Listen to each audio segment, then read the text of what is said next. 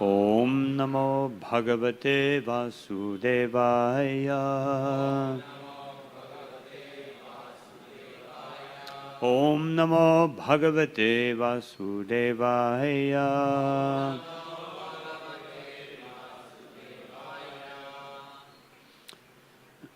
Today reading from Srimad Bhagavatam, 11th canto, 7th chapter, text 31, and we'll also read one more text, 32. Lord Krishna instructs Uddhava. Shri Bhagavan Uvacha Yadunaivam Mahabhago Brahmanyena Sumedasa Prishta Sabhajita Praha Pashvaya Vanatam Dija. Shri Bhagavan Uvacha Yarunaivam Mahabhago Brahmanyena Sumedhasa Krishna Sabhajita Praha Prashaya Vanatam Dija.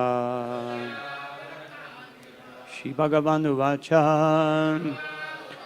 Yarunaivam Mahabhago Brahmanyena Sumedhasa Prishta Sabhajita Praha Prashmaya Bhanatam Dija.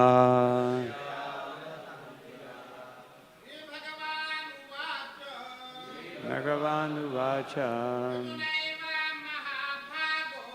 Arunaivam Mahabhago Brahmanyena Sumedhasa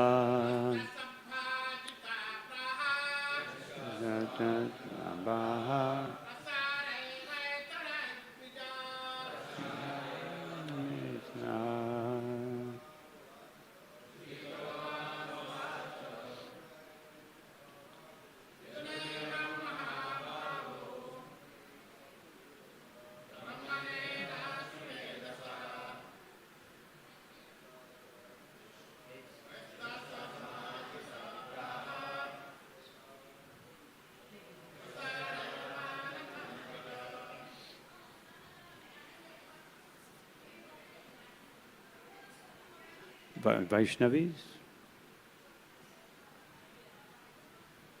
Shri Bhagavan Uvacha. The Supreme Personality of Godhead said,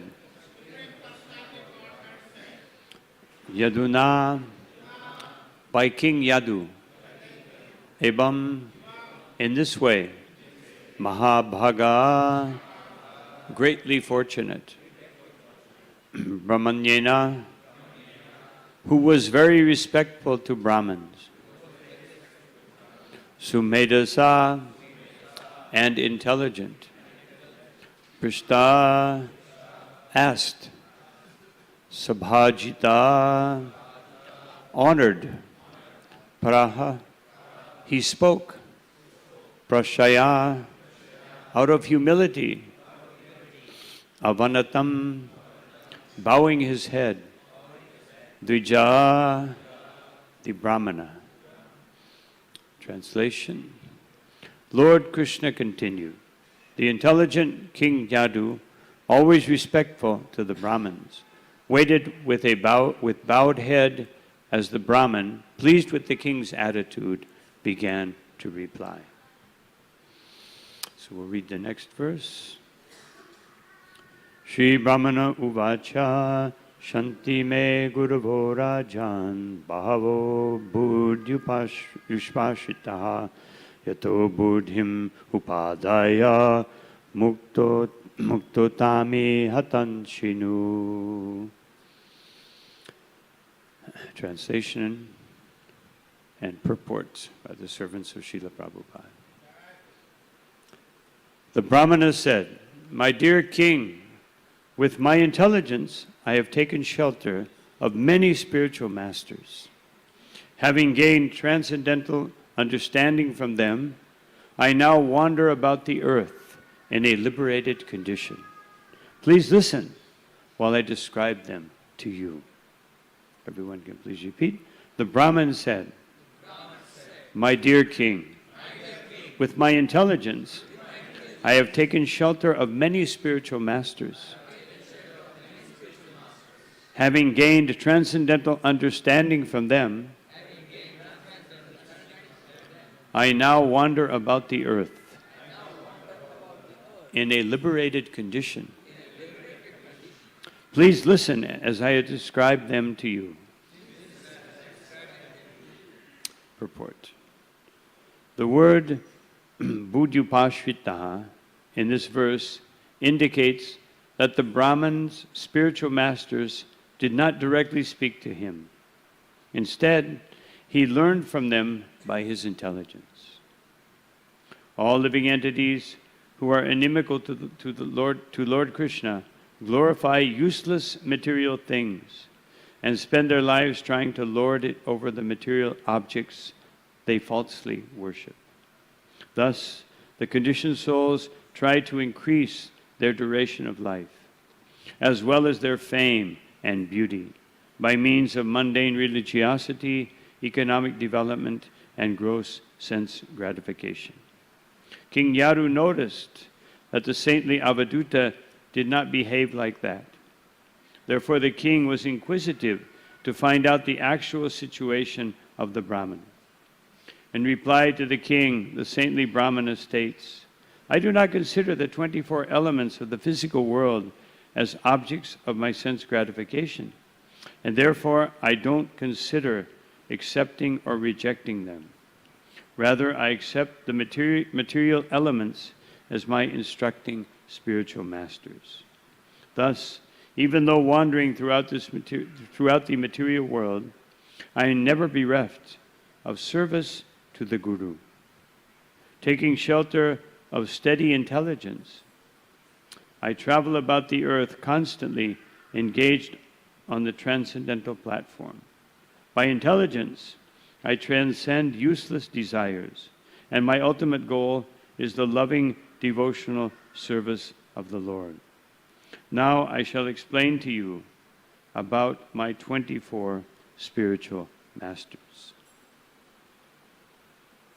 Om Jnana Timirandasya Kinanjana Shalakaya Chakshurum Militam Yena Tasmai Shri Gurave Namaha Shri Chaitanya Manobishtam Shtapitam Yena Bhutale Swayam Rupa Kadahmahyam Tadatishva Padantikam Namo Vishnu Padaya Krishna Prasthaya Bhutale Srimate Bhakti Vedanta Swami Niti Namine Namaste Saraswati Deve Gauravani Pracharine Nirvishesha Shunyavadi Pastyatya Deshatarine Jaya Shri Krishna Chaitanya Prabhu Nityananda Shri Advaita Gadadha Shivashari Gaura Bhaktavinda Hare Krishna,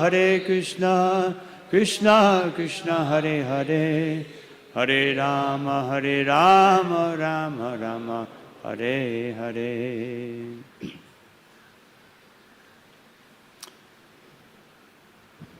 So in the first verse that we read, it says that King Yadu Mahabhago, very fortunate. Why is he very fortunate? Actually, Yadu was almost cursed by his father Yayati, because he wouldn't accept his desire. Of course, in Vedic culture, one should always honor the desire of the father. But even in some greatest circumstances, we find that, like the 4 Kumaras, their father said, "You get married." They didn't want to get married. But because they had a superior purpose, even though Lord Brahma was not so satisfied with their immediate answer, by his intelligence, he could understand that they don't have to follow. Actually, their desire, their disobedience is authorized. Just like when I was a young brahmachari, my GBC told me I should get married. I said, no, I don't want to do it. He said, there are many Matajis here and there's no one to marry them. I said that. And I remembered that Srila Prabhupada had said, because one devotee said, Prabhupada, what this is very, you say on the one hand, all devotees should remain brahmachari. This was, of course, the old day. Now we don't say that so much anymore, no. Especially in the West. No. And you say all ladies should be married, no. So how will that work, no? And Prabhupada said, Krishna is the supreme mystic, no. And we see how it works now. So, in any case, so then I told my temple president, even the Kumara disobeyed Lord Brahma. And I said, I'm not a Kumara, but you're also not Brahma. So, anyway, he accepted my yes. So, but Yadu also, he didn't obey his father, you know. And his father wasn't happy, but then he was pacified because Krishna, within his heart, didn't allow him to become angry. At his next two sons, he became very angry. He actually cursed them. But with Yadu, because Yadu, he gave a good explanation. He said, you want me to do something that you're not willing to do. No? You're not willing to take old age prematurely, and you want me to do it. No? So then I will be in the same situation as you. So, but the real reason was, and Krishna inspired Yayati in his heart just to forget about it, was that if Yadu would not have gotten married, then there would be no Yadu dynasty. And where would Krishna appear? He already had chosen, you know, he plans ahead, you know. Krishna plans ahead by millenniums, by yugas, by, you know. And so, anyway, so he's greatly fortunate because Krishna appeared in his dynasty. You know. And then it says here that Sumedha, he was very intelligent. The Brahman was attracted to him because he was very intelligent. He could see that it's worthwhile speaking to this king. You know, just like I made the point the other day, Chaitanya Mahaprabhu showed that generally renunciants don't speak to kings. No. Of course, nowadays we do because we're preaching, Sri Chaitanya Mahaprabhu, he's instructed us to speak to everyone. So king, doesn't matter, king, pauper, whatever, no. Also kings can, of course there aren't that many kings nowadays, but kings, presidents, they can help us, no. We look for any way to help the Sankirtan movement. So, Sumedha Saha, no. And the most important quality is that Prayasha, no. He was very humble. Because he was humble and he was intelligent. No. Usually, or not usually, but many times, people who are very intelligent, they're not so humble. And sometimes people that are very humble are not so intelligent. No.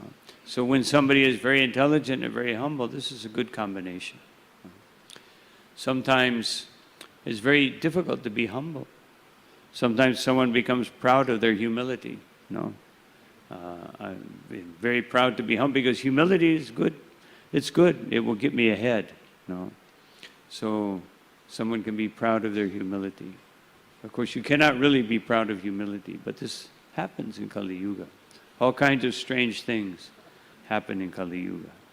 So then, if we go to the next, so the Brahman accepted him. No. And the Brahman said, my dear king, I have, no, as it's pointed out here in the purport, buddhyupashitaha. I have taken shelter of my intelligence. No. Of course, everyone takes shelter of their intelligence to some, but usually their intelligence is not very good, so it's not a good shelter.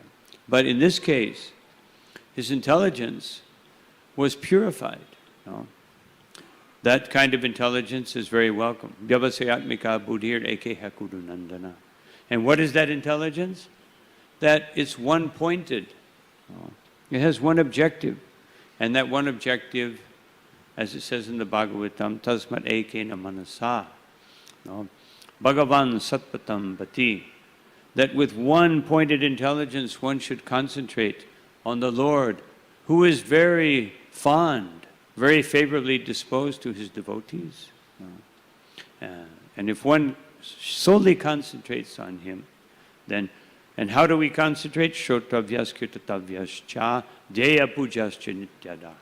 We concentrate by hearing and chanting and meditating on the Lord and worshiping the Supreme Personality of Godhead. As Krishna says, no, satatam kirtayanto mam, always engaged in glorifying yatantascha riddha vrataha, and always serving him with great determination. This is how we develop one-pointed attention. Otherwise, bahu shakya hyanantascha. Otherwise, this is like nowadays, people have departmentalized intelligence. I have my family department, economic department, sport department, and a religious department also. They're in the background, just enough to give me an insurance policy.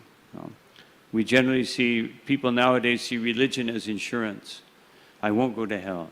Just do enough so I won't go to hell. Just do enough so I can get some material prosperity, as it says here in the purport. What do they want? Mundane religiosity, economic development, and gross sense gratification. When Narada Muni approached King Pratinabharisha, he said, how is your kama, artha, and dharma? But he didn't say moksha, because he was so engrossed in kama and artha that his dharma was only serving that purpose. There was no question of moksha. So Narada Muni indicated from the very beginning, I have come to give you moksha. I have come to enlighten you. Otherwise, your future is not very bright. So, this one-pointed intelligence, Srila Prabhupada referred to this verse many times and said that this verse indicates that one-pointed intelligence means that we should very carefully worship the spiritual master. And of course he said, Vishwanath Chakravarti, he quoted Vishwanath Chakravarti Thakur, who says that of all kinds of intelligence, because there are many kinds of intelligence, Krishna is the intelligence in everyone. And Maya, Srila Prabhupada said that Maya personally empowers scientists and philosophers. She empowers them. And they're very brilliant. They come up with all kinds of brilliant things that convince everyone that you should follow me. All kinds of technological wizardry. How can I get more gigabytes? This is the goal of my life. More gigabytes. More Gs. 4G, 5G, 6G. And so this is the purpose. This is everyone's purpose. Technological wizardry. But he said of all kinds of intelligence, the best intelligence is that which is totally focused on bhakti. This is the best intelligence. And bhakti is best executed when it is one-pointed with great determination. And that determination means that one should think, by the orders of my spiritual master, to worship the Supreme Personality of Godhead by the 9 processes of Bhakti Yoga, especially worshiping his lotus feet. This is my sadhana, this is my sadhya. And this order is so important. I could never give it up at any point. No? Just like Srila Prabhupada said, we don't use the Guru's head as a stepping stone. No? I get some knowledge, I get some ability, and then I go on. Just like one devotee came to Srila Prabhupada, and he said, "So Prabhupada, I seek your blessings. I want to go to another spiritual master who can teach me more about rasa." No? And Prabhupada said, "I give you my blessings to enjoy the material world." No? And that's what happened,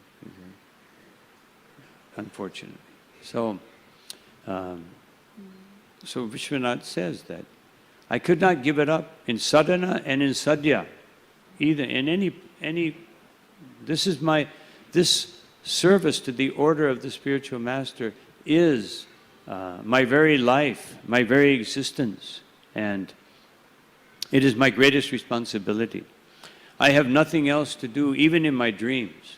No. Otherwise, my determination should be so strong that even in my dreams there is no deviation from this point. It doesn't matter whether I'm happy or I'm unhappy or I'm giving up material existence or I'm stuck in material existence. I will never deviate from this. And this was Srila Prabhupada's example. No. If we take the unlimited, wonderful, transcendental qualities of Srila Prabhupada, the one that he himself established as his accomplishment is that I've simply followed the orders of my spiritual master. And we can see the result. No. In Srila Prabhupada's prayers, one of his prayers, which was a Vyas Puja offering, he said, "My dear brothers," speaking to his God brothers, that worship of the spiritual master is not a festival of fruits and flowers, but a constant dedication. You know? Just like we have Vyas Puja, so people come, you know, and a nice festival of fruits and flowers and all kinds of things and offerings. And then generally next day, back to business as usual. You know? We go back. We have Janmashtami fully absorbed all day long in Krishna Seva. And then next day, back to business as usual. So this is the unfortunate situation in Kali Yuga.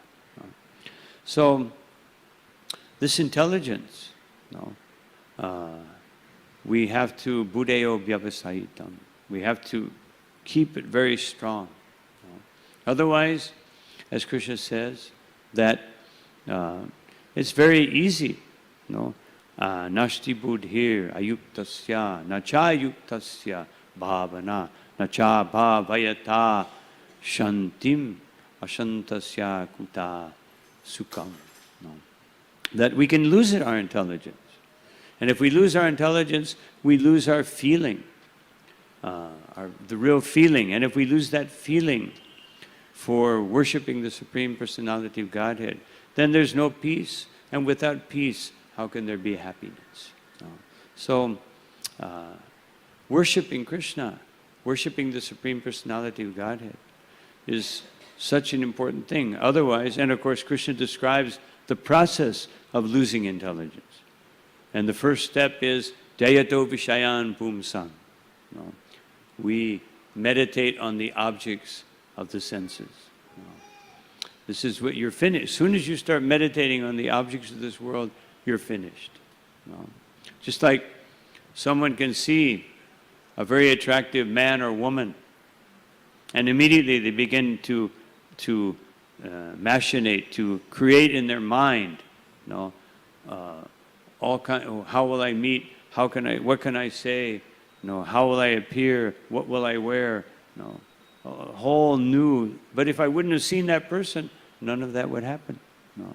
So simply keeping the mind focused on Krishna, keeping our meditation on Krishna. Otherwise, then teshu sangha pachayate. Then we develop attachment. Then from attachment, desire. From desire, kamat krodho bichayate. Then anger, frustration, lamentation. And from there, krodat bhavati samoha, illusion. And then from the illusion, samohat, samohat shmiti vrimsa. Then we become forgetful. No? Shmiti brahmshat buddhi nasho. And then we lose our intelligence. Buddhi nashat pranashati. And then you're finished. Again, into the material whirlpool of desires and so many things. So we have to protect our intelligence. No? And Krishna told Arjuna, how do you protect your intelligence? How do you keep your intelligence strong? No? Tasmat sarvashu kalashu. At every moment, at every time, ma manushvara yudhyacha. Whatever your activity may be. No? Krishna's activity was to fight.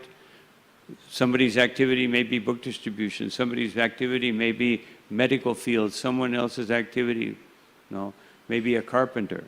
But whatever your yudhya, whatever you have to do, whatever your prakriti stani karshati, whatever you have to do to go through this material existence, then you remember Krishna. The first thing we do is offer to Krishna. Even if we're making money, the first thing we should do is give to Krishna. First thing, not last thing. Sometimes people have the mentality, if I have something left over, then I'll give it to Krishna. But this is putting Krishna in the position of a dog. With this, when you have leftovers, what do? You give it to the dog. If I'm too hungry, then the dog will have to wait. But so we don't treat Krishna like that. If I have something left over, first thing, and that first thing means 10 rupees. I'll give 10 rupees to Krishna, and then out of the 25,000 that I gain, I'll give him 100. Why 10? 100? No, it should be a sacrifice. It should be something that first thing I do, give to Krishna. And then Krishna will be pleased. And if we do that, then mayarpita mano buddhir. Then by that worship, our mind and our intelligence will become focused on Krishna. Srila Prabhupada said that actually we cannot do anything with our senses. We don't initiate any activity with our senses. We initiate activities with the mind and the intelligence. Usually it's the mind and the intelligence gets neglected. And when we're too much in the mode of passion, what to speak of in the mode of ignorance, then the mind tells us what to do.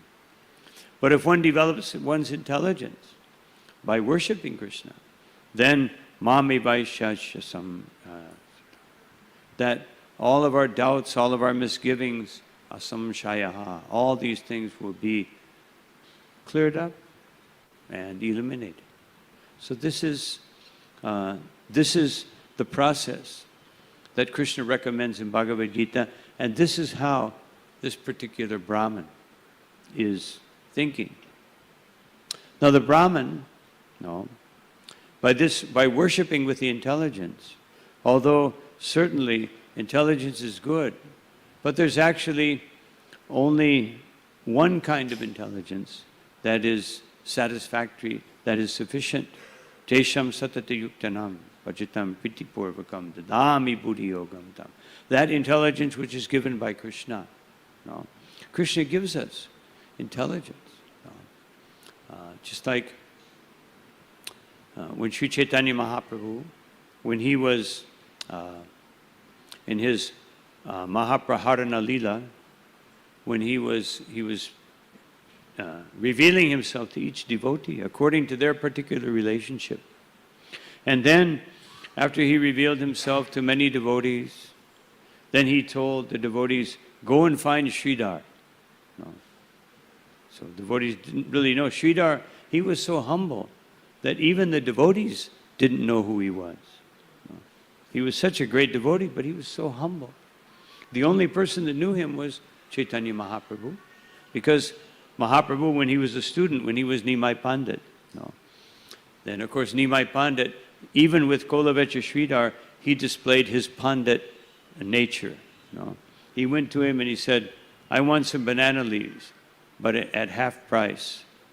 he would offer him half price. And of course, Sridhar was very honest, and he said, "This is my price." And he said, "Why do you want to accumulate so much wealth? Why are you so interested in wealth?"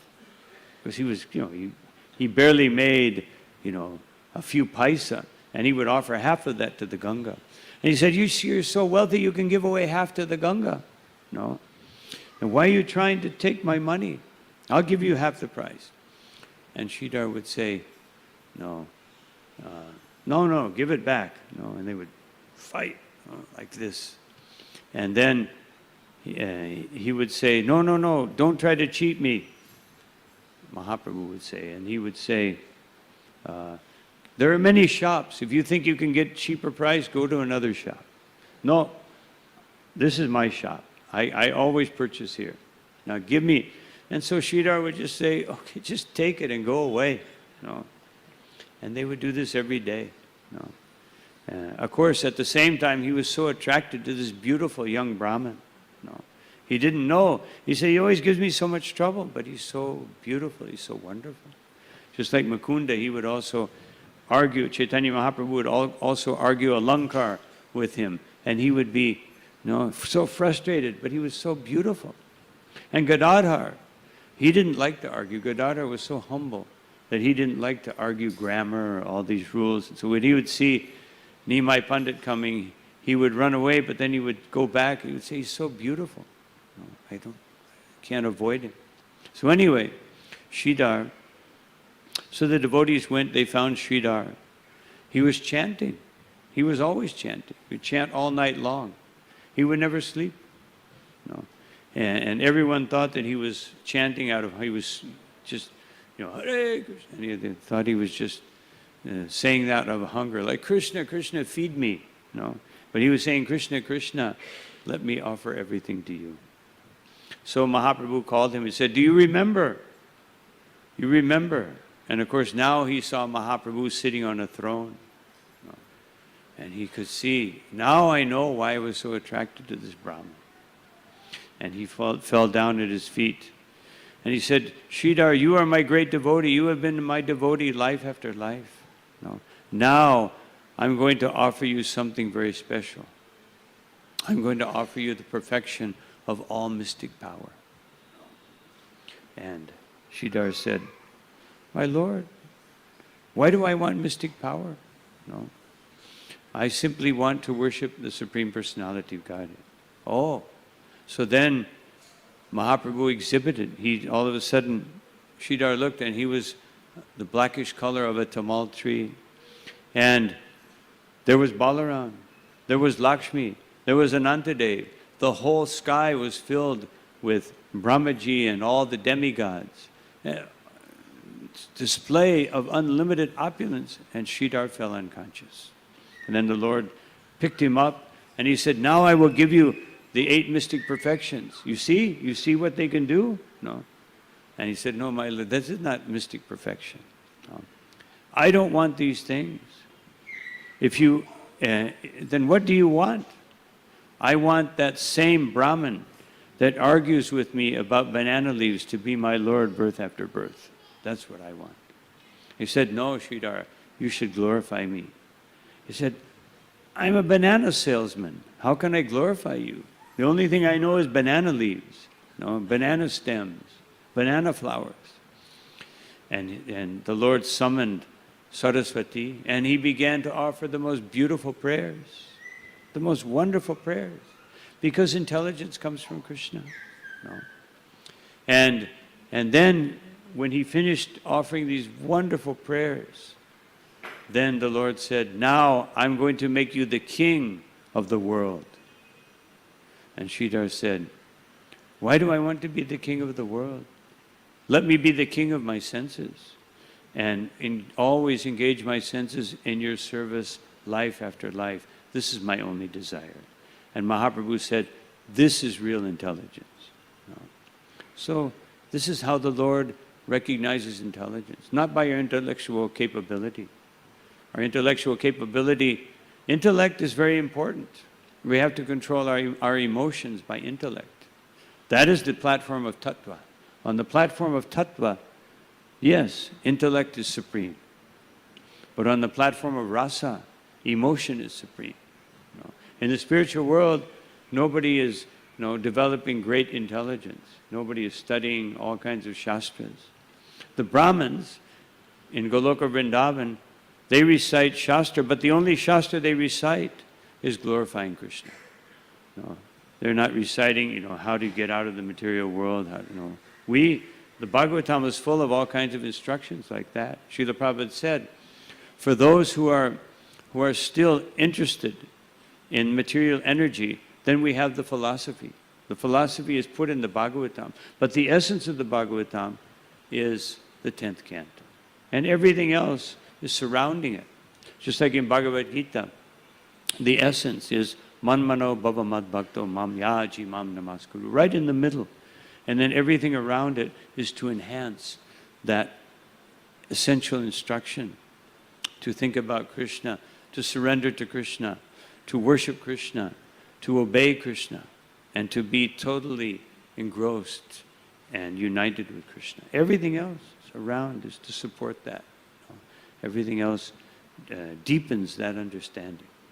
So in the Bhagavatam, everything leading up to the 10th canto so that we'll be prepared, and then everything afterward so that that 10th canto is not understood sentimentally, but is understood with real spiritual understanding. Because otherwise, if it was just the 10th canto and there's no 11th canto, with Krishna giving all these wonderful instructions, how to take all this rasa that has just been revealed, then how would we understand? So this Brahman, with intelligence, he can come to a certain platform. He can even come to the platform of understanding Krishna. In the second canto of the Bhagavatam, the Bhagavatam explains, and Srila Prabhupada elaborates, how one can become a yogi, and by yogic practice, one can elevate oneself to the platform of Paramatma. And from that platform, if one is very fortunate, one can come to the point of meditating on Radha and Krishna. But that's not usually what happens. Usually people get stuck with their intelligence, and they can't go beyond that. It's very interesting that in this canto, Bhaktisiddhanta Saraswati Thakur explains that when he's explaining Kanishta, Madhyam, and Uttama Adhikari, he says the Kanishta Adhikari, the level of his realization is on the level of Brahman. He can understand. Although he's understanding Krishna, but Krishna is theoretical, but his actual bhav is Brahman. And the Madhyamadhikari, his bhava reaches the platform of Paramatma. And the Uttamadhikari, his bhav actually reaches the Bhagavan, the Supreme Personality of Godhead. It's not easy to understand these things. The Kanishthadhikari, he basically acts out of fear. That I'm afraid of hell, I'm afraid of suffering. Actually, the Brahman here, mostly he's explaining how to escape suffering. And because intelligence can take us up to the point of going beyond suffering. It can take us to the point of going even to the point of liberation. But a devotee is not interested in these things. When Sri Haridas Thakur went to the house of Govardhan in Hiranya, the father and uncle of Raghunath Das Goswami, he went there and there was a big assembly of Brahmins. And when he came in, they all began to glorify Haridas Thakur. And then someone said, he chants 300,000 names a day. And everyone, they were glorifying him.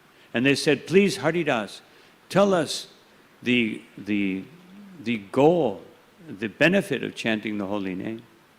He said, no, you tell me. So one Brahmin said, one can be freed from all sinful activities. Another Brahmin said, no. One can achieve liberation. And Haridas said, no, actually, these are byproducts. The real goal is developing love of Godhead. And they said, please explain that to us. How does that happen? And he said, just like the sun, when the sun is coming up, no, even before it's on the horizon, just that light that comes, all the ghosts, all thieves and everything are scared away. So in the same way, all sinful activities go away just by namabhasa. And when one chants with a little more seriously, then even liberation will come. But when one chants purely, then one develops love of God. No? And he said, as far as liberation, devotees are not so interested in liberation. No? That, as Lord Kapiladev said, that that salokya sarsti sarupam samipyaya katvam apyuta, that diyamana nagriyanti, that even if the Lord personally offers one liberation, then a devotee is not interested in liberation, unless vina mat sevanam janaha, unless that liberation will increase my devotional service. Otherwise, I'm not interested in liberation. In the 5th canto, that when after explaining the glories of Rishabdev, that Shukadev Goswami says, actually the devotees of the Lord, they bathe themselves daily in the bliss of devotional service, which takes away all material miseries and even can give them liberation. But even though liberation comes to serve them, they're not interested, even if it's given by the Supreme Personality of Godhead Himself, because they feel so much bliss from chanting the holy name that they feel no inconvenience by all the trials and tribulations of material existence. And then he says that actually, he says, Parikshit, you're so fortunate. You should understand, that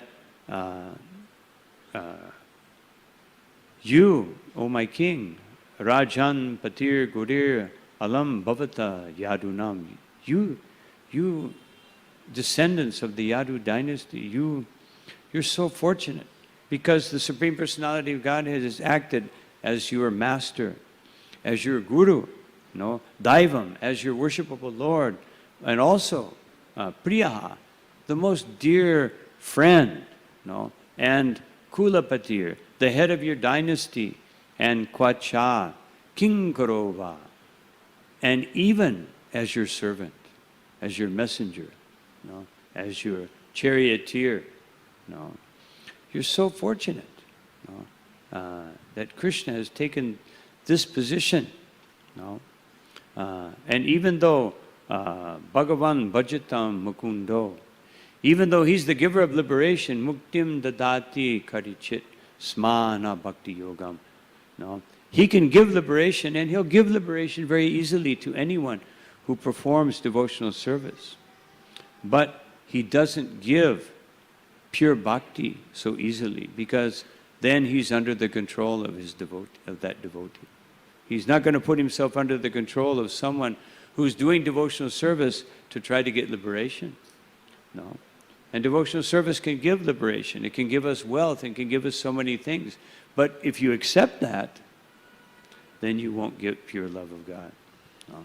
If we think, therefore Vishwanath Chakravarti Thakur says that the most dangerous thing that one can think is that my wealth, my prosperity, my intelligence, whatever I'm receiving is the product of devotional service.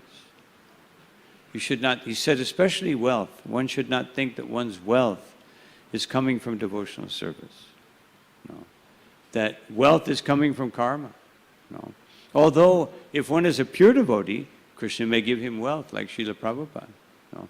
But first, he will give him trials and tribulations to show that that it's not, devotional service is not meant for getting wealth, it's meant for surrendering to Krishna.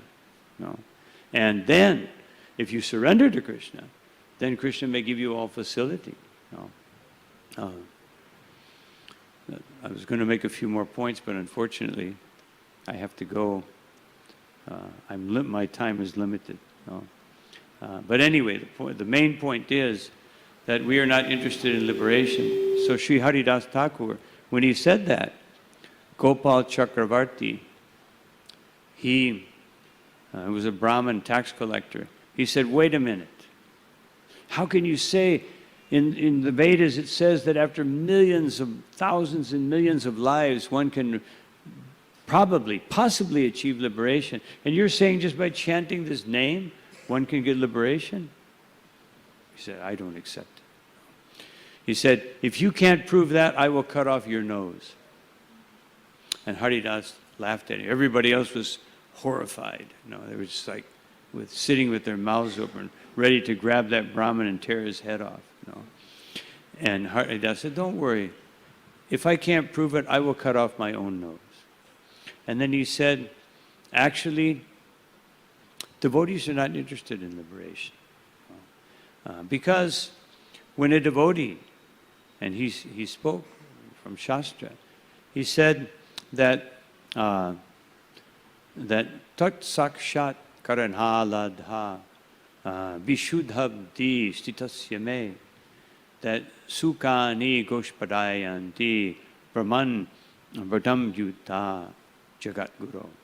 That now, my dear Lord, that I have met you, the Supreme Lord of the universe, and I am feeling such great transcendental bliss by that association, that all of the realization of Brahman and liberation and everything else is just like the water and the footprint of a calf.